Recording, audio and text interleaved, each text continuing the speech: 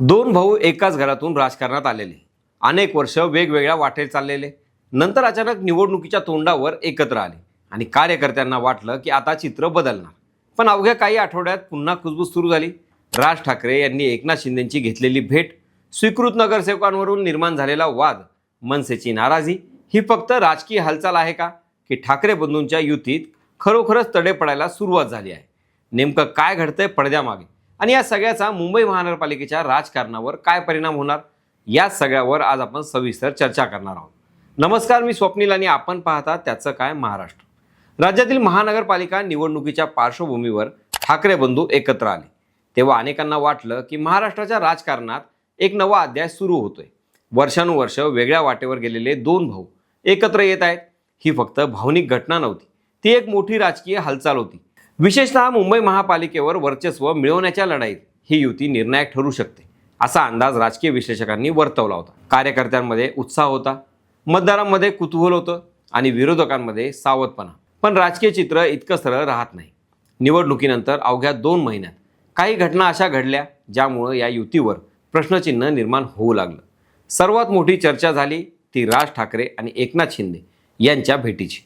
मुंबईतील नंदनवन या शासकीय निवासस्थानी झालेली ही भेट अनेकांच्या भुवया उंचावणारी ठरली. कारण निवडणुकीच्या आधी ज्यांच्यावर जोरदार टीका केली गेली त्यांच्याशी निवडणुकीनंतर अधिकृत भेट हे राजकीयदृष्ट्या महत्त्वाचं पाऊल होतं. या भेटीनंतर लगेचच चर्चांना उधाण आलं. मनसे आणि ठाकरे गटात मिठाचा खडा पडला का, युतीत दुरावा निर्माण झाला का, असा सवाल केला जाऊ लागला. मात्र राज ठाकरे यांनी यावर स्पष्ट भूमिका मांडली. त्यांनी सांगितलं की मुंबईतील पार्किंगच्या समस्येसारख्या प्रश्नांवर चर्चा करण्यासाठी त्यांनी उपमुख्यमंत्र्यांची भेट घेतली. राज्यातील नागरिक म्हणून, एका पक्षाचा अध्यक्ष म्हणून, विरोधी पक्ष म्हणून सत्ताधाऱ्यांना सूचना देणं गरजेचं नाही का, असा प्रतिप्रश्न त्यांनी उपस्थित केला. प्रत्येक गोष्टीत राजकारण शोधण्याची गरज नाही, असं ते म्हणाले. ही भूमिका वरकरणी विकासाच्या मुद्द्यांवर आधारित वाटते. पण महाराष्ट्राचं राजकारण पाहता प्रत्येक भेट, प्रत्येक हालचाल यामागे संभाव्य राजकीय अर्थ शोधला जातो. कारण इतिहास तसाच आहे. शिवसेनेत झालेलं विभाजन, त्यानंतर बदललेली सत्ता आणि निर्माण झालेली नवीन समीकरणं, या सगळ्या पार्श्वभूमीवर ही भेट केवळ शिष्टाचार भेट म्हणून बघावी का, हा प्रश्न निर्माण होतो. याच दरम्यान दुसरा वाद समोर आला मुंबई महानगरपालिकेतील स्वीकृत नगरसेवकांचा. सूत्रांच्या माहितीनुसार ठाकरे गटाकडून साईनाथ दर्गे, माधुरी मांजरेकर आणि कैलास पाठक या नावावर शिक्कामोर्तब करण्यात आलं.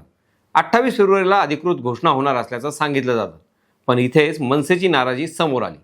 मनसेकडून एक स्वीकृत नगरसेवकपद देण्याची मागणी करण्यात आली होती.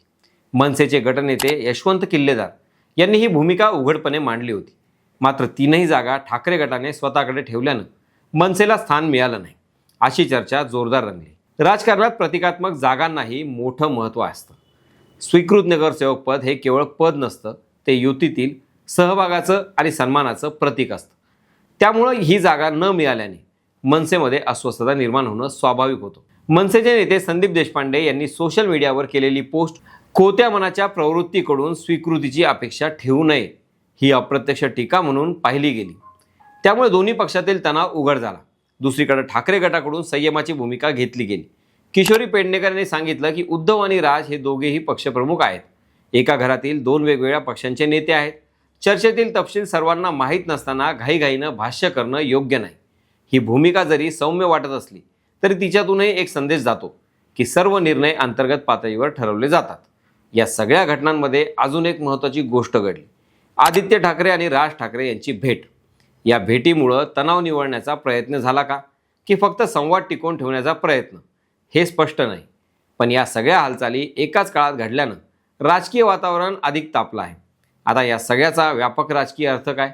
महाराष्ट्रात सध्या सत्तेवर असलेली शिंदे भाजप आघाडी आपली पकड मजबूत करण्याच्या प्रयत्नात आहे.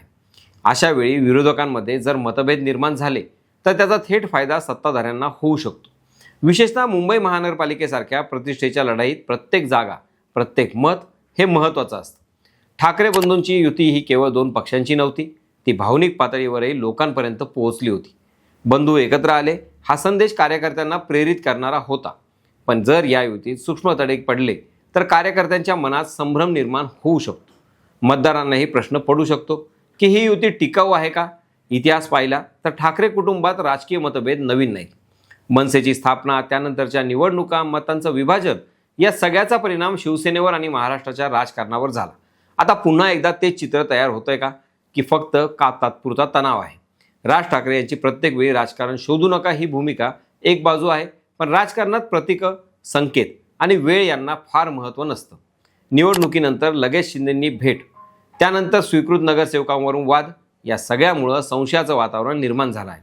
दुसरीकडं मनसेची भूमिका देखील स्पष्ट आहे. अंतिम निर्णय राज ठाकरे घेतील, म्हणजेच दार पूर्णपणे बंद झालेलं नाही. सावध पवित्रा दोन्ही बाजूंनी घेतला गेलाय. अजूनही संवाद सुरू आहे असं चित्र आहे. पण राजकारणात संवाद असणं आणि विश्वास असणं या दोन वेगवेगळ्या गोष्टी आहेत. या तणावाचे पुढचे पडसाद काय असू शकतात? जर युती ढासळली तर मुंबईतील राजकीय समीकरणं पुन्हा बदलू शकतात. मतांचं विभाजन झाल्यास त्याचा फायदा तिसऱ्या शक्तींना होऊ शकतो. आणि जर युती टिकली तर ही घटना केवळ एक राजकीय चाचपणी म्हणून इतिहासात नोंदवली जाईल. म्हणून सध्या महाराष्ट्राचं राजकारण एका वळणावर उभं आहे. ठाकरे बंधूंचं नातं, त्यांच्या राजकीय गणितं, सत्ताधाऱ्यांची रणनीती आणि महापालिकेची लढाई, हे सगळं एकमेकांशी जोडलेलं आहे. पुढचे काही दिवस निर्णायक ठरणार आहेत. आजच्या घडीला स्पष्ट असं उत्तर नाही, पण प्रश्न मोठा आहे.